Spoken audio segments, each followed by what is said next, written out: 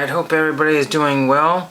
I just wanted to do a video on how I approach my autograph collecting, and from the song at the beginning of the video, that's pretty much how I approach a lot of things that I do, including autograph collecting and postcard collecting. Because even though I was born in the 70s and more or less an 80s or 90s kid, and the big theme was to recycle, reduce, and reuse back then, and we had something called SOLV, S-O-L-V, Stop Oregon Litter and Vandalism, and we also had Keep Oregon Green. I also remember those Woodsy the Owl commercials.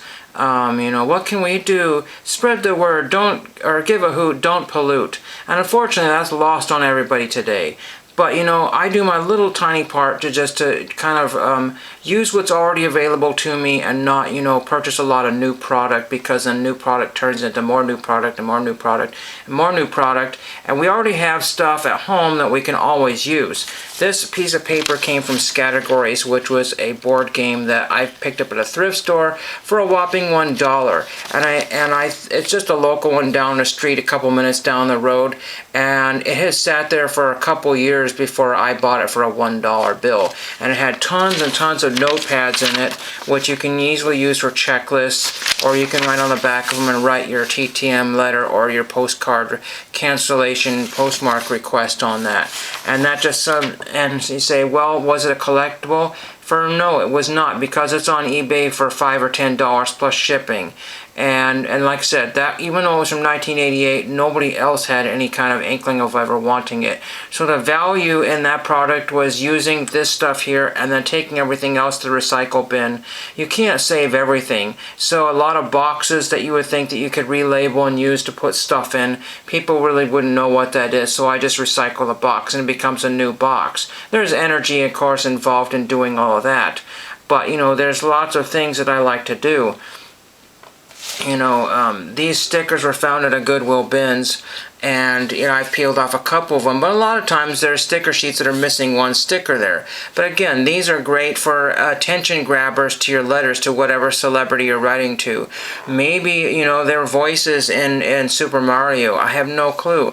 But somebody got rid of these because these were for a reading program, but it's just only one sticker there for that reading program. The rest of them are Mario stickers with Yoshi and Princess, whatever her name is, and I've already used Mario and Luigi.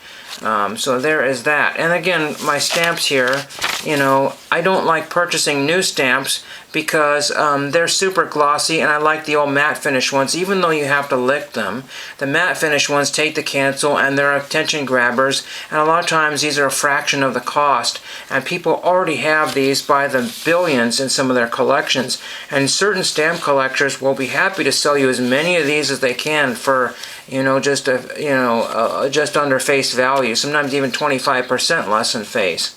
And these are all ways, when I go to the Goodwill bins, not everybody has one locally, but there's always postcards, lurking in the bottom of the bin, greeting cards, and that sort of thing. Make sure obviously they're clean enough to use and don't give somebody something dirty, but, going off to the internet and buying a postcard is $1, going to a new store and they're $1 or $2 for a postcard. And they were just printed yesterday, there's all these postcards. These are from probably the 1950s or before that. And there's billions of these still out there because 1 cent was the most common thing. Businesses would buy these in great stacks of hundreds, and sometimes you can still find bricks of these postcards all together. And collectors will have the entire lifetime to sell these on eBay for $1 a postcard. And you'll probably sell 1 or 2 per year for that person that has filling up an album, and the rest of them value them at 1 cent. So I just write my name on it and do all that stuff, and I'm ready to go. And like I said, I approach a lot of things I do with the mind, because I was also a scout back in the 80s and 90s. And a lot of our emphasis was to, use a lot, because camping gear was very expensive. And I never really thought about that. Because your family would just go off to the sporting goods store and buy the $70 or $80 pack. And then somebody said, who would want this beat up old pack? But there's always somebody that's going to want something else. But some of your time and effort trying to find that somebody else to take that, I went to the Salvation Army. And the reason I went there is because they're less likely to throw away my donations than Goodwill would be really to throw my donations. Goodwill says they keep X amount of billions of pounds out of the landfill each year by putting stuff on their website. but they're only putting high quality stuff on their website. They're not making great bundles of old used stationery or unused stationery or Christmas cards, or they're not making package deals on a lot of the loose stuff that's left over. And you think that all goes to the recycle. They just scoop it all up at the end of the day, and the garbage trucks come and pick them up. Sometimes the glass might get recycled, but unfortunately, it gets all mixed together, and a lot of the recyclers do not like that mixed recycling. I don't see that there's somebody at the Goodwill stores, the bins or whatever, these bigger or the larger corporations sorting out all their recyclables. A lot of the grocery stores here give away free boxes, and I almost never have to buy a box or shipping. Everybody goes to Uline. Do not go to Uline if you don't have to, because unless it's a special box and you're only doing a few packages, go to the grocery stores and some of these other places. Dollar Tree is a great place. Several people say they get all their boxes at Dollar Tree for shipping all their DVDs and media across the country, and it's a great way to save money. And that's basically what this video is about, because I would hate to see the world just, fall apart because somebody didn't use what they already had and they just kept on buying new stuff. You watch these hoarder episodes where there's all these hoarders have way more they can ever consume.